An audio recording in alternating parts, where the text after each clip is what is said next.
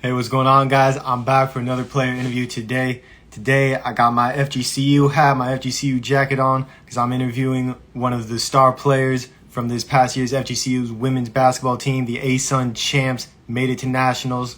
I'm interviewing one of their top defenders. I'm talking about Karli Seay.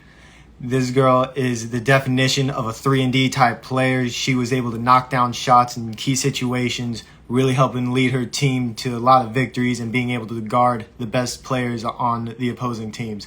She's a great player. She's a great person. She just joined. I'm going to get her on here and ask her some questions. Hey, what's going on, Karli? I'm good. How are you? Doing good. Hey, first off, congrats on a great season of one of the best seasons in FGCU history, in my opinion. Definitely one for the record books. You guys, ASUN champs, made it to nationals, made an impact. So first, I just wanted to say congratulations to you for that. Thank you. I appreciate it. Absolutely. And you had a career season yourself. You had career highs in all of your stat categories. I mean, 50% field goal percentage, shooting 40% from three. You really made an impact on the offensive end. And the impact you made on the defensive end was unmatched, in my opinion. Really great job. Talk to me a little bit about how FGCU helped improve your game and got you to that next level. Coming in, I wasn't the greatest three-point shooter, and I knew that they were a three-point shooting team, so I knew they could help me. And as you probably see in my numbers, my three-point percentage like skyrocketed compared to my past couple years that I had in college. So they definitely helped me with that. I mean, they just kind of let you just play free, really. Yeah, Coach Mesco is a great coach. The way that he produces players, it's incredible. I mean, one of the best coaches in NCAA history. There's no doubt. He has such a unique style of coaching with that three-point shot, like you said. I mean, they shoot more threes and make more threes than any other team in the country. Yeah. How would you describe Coach Smesco, his style of play, and how he is when he coaches his players? Well, obviously we're a three-pointer or a layup type team. We don't really shoot mid-range at all. So, but besides that, he kind of lets you just play free and just kind of really do what you want to, as long as you're playing obviously to your strong suit, playing to your abilities. He kind of just lets you just play really out there. Yeah, that's definitely a great, Yeah. he puts his trust into his players for sure. I definitely, I got to do stats for you guys during Mm-hmm. all home games, and I just listening to him coach, it's, something else. It really is. Yeah. He got you in the transfer portal to come this year. You spent the last 3 seasons at LSU. Yeah. Playing alongside and against some of the best players in the country. I mean, you got to play alongside Kayla Pointer at Yeah. LSU. You played against Ryan Howard, who was the first overall pick, Destiny Henderson, who was the MVP.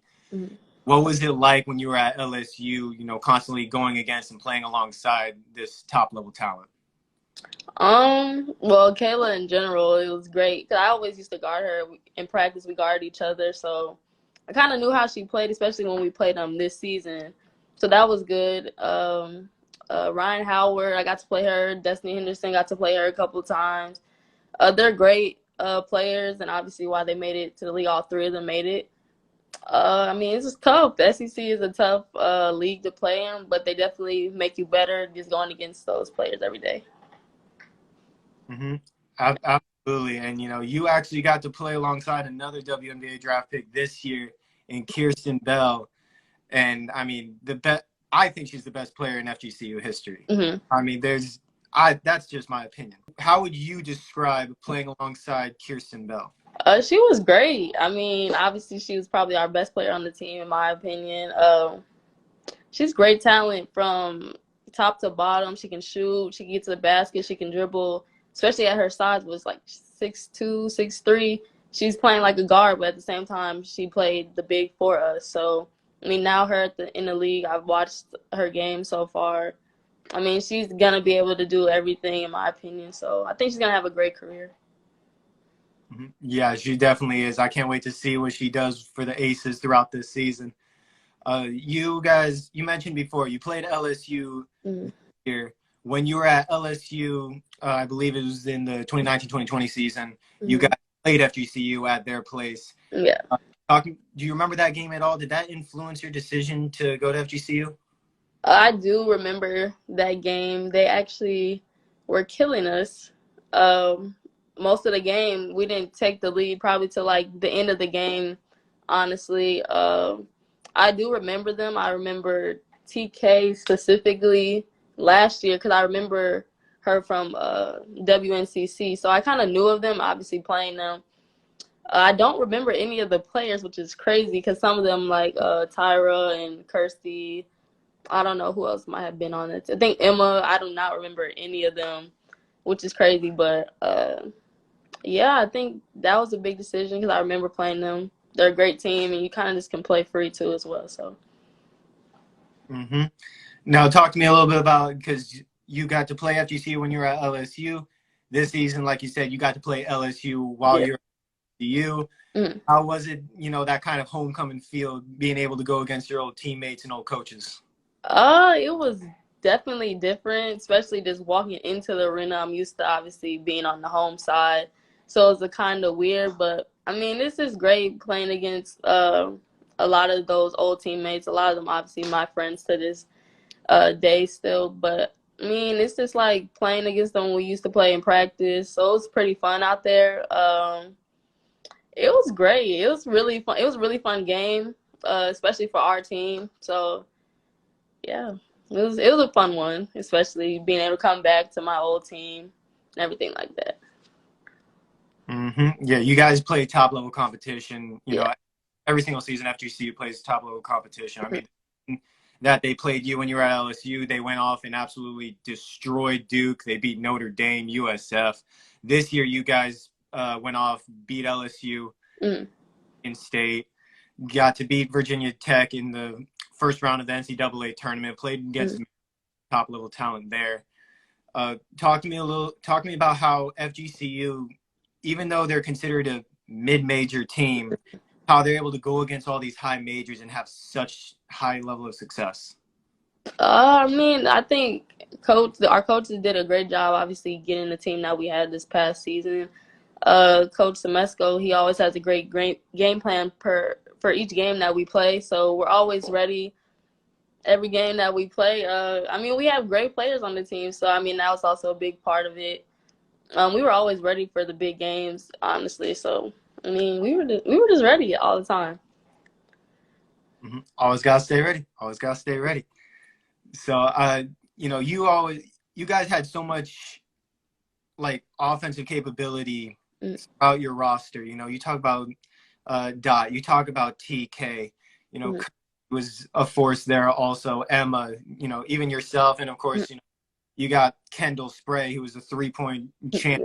Yeah. But the real impact that you had for your team was on the defensive end, and that's really been a consistent part of your game throughout your career. I mean, against FGCU with LSU, you had 3 steals against that, which really helped turn the tide.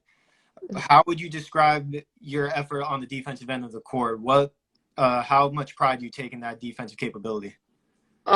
Personally, I love defense. You really don't hear a lot of players saying that they love defense. They usually say, "Oh, I just want the ball. I want to shoot this, that."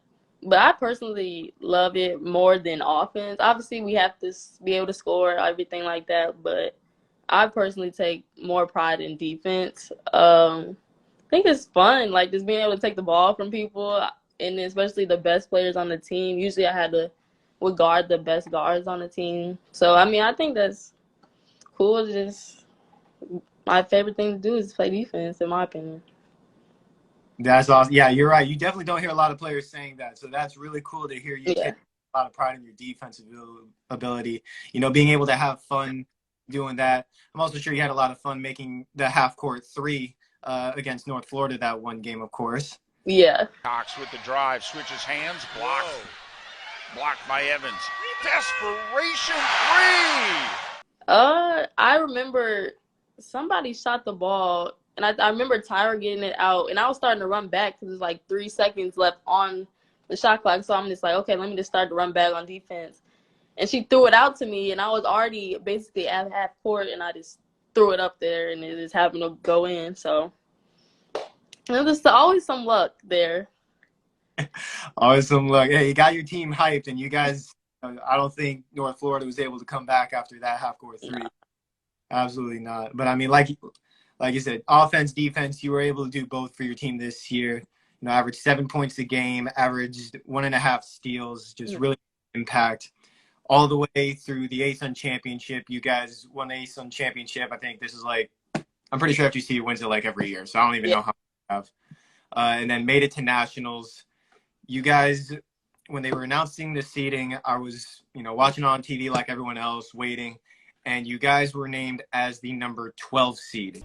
And Florida Gulf Coast, there's the reaction. The Atlantic Sun champions, they knew they would be in their 12th straight 25-win season, so they are dancing with Virginia Tech in the first round. Congratulations. Despite being in the national rankings all season, having one of the top scorers in the country, one of the best in the country, only 2 losses. Yeah. What went through your guys' minds when you saw that you were all named as a 12 seed? It was a shock because obviously, like you said, we were ranked all season. We were able to win all those games without our best player in Kirsten. But it was just like they kind of weren't respecting us in a sense, because obviously we came out, we beat LSU, we beat a Michigan State, and things of that. We obviously won our conference tournament, but it was just like, what do we have to really do to get respect? Because we, in the rankings, we kind of stayed in the same area, like kind of 21, 22, 20, around that area. We never really got past that little hump. But, I mean, it was just like, okay, it doesn't matter. We get to play. We're in the tournament, so we just need to come out and show, like, we could come and beat these top-ranked teams. And this, people can really see, like, we're a great team, regardless of if we're a mid-major or whatever. We can come out and beat Power 5 teams, and we did against, obviously, Virginia Tech. Mm-hmm. Yeah, absolutely. You had a huge game against Virginia Tech, made 4 threes that really get you guys back into it multiple times, got your team hyped up. Yeah. A little bit about that game. What was the feeling for yourself personally during that game and for your team as a whole?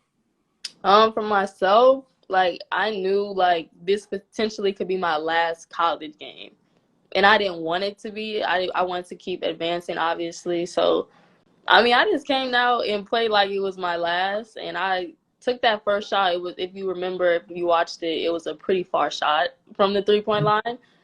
So after I made that, I was like, okay, I feel like it's going to be a good game for me. And ended up coming out making 4 threes. And the team aspect, I mean, we all came out. Everybody was hitting. I don't know how many threes we had that game. I know it was a lot that we made. But as a team, we only had 3 turnovers, I believe, the whole game. We were hitting threes. We were just hitting on all cylinders, and we came out with the win at the end. Mm-hmm, absolutely. And you proved everyone why you guys weren't a 12 seed. Exactly. Went off, beat the number 5 seed right off the bat. Went on, gave Maryland a run for their money. Yeah. Didn't go the way everyone wanted it to, but I mean, you guys, against such a good team with like so much height, you guys really had such a good impact. So I mean, you guys had a good season. Now, now that your college career is over, what's going to be the next step for you? What are you planning on going pro, coaching? What's the next, Karli? My plan is to go overseas. I'm still trying to figure all that out, but that is my plan as of right now, to go overseas. All right. Yeah. That's good to hear. I can't wait to see you play overseas. I can't wait to see the highlights. Thank you. I appreciate you so much for being on here with me. Thank you for the interview. Thank you. Absolutely. You have a good one, Karli. You too.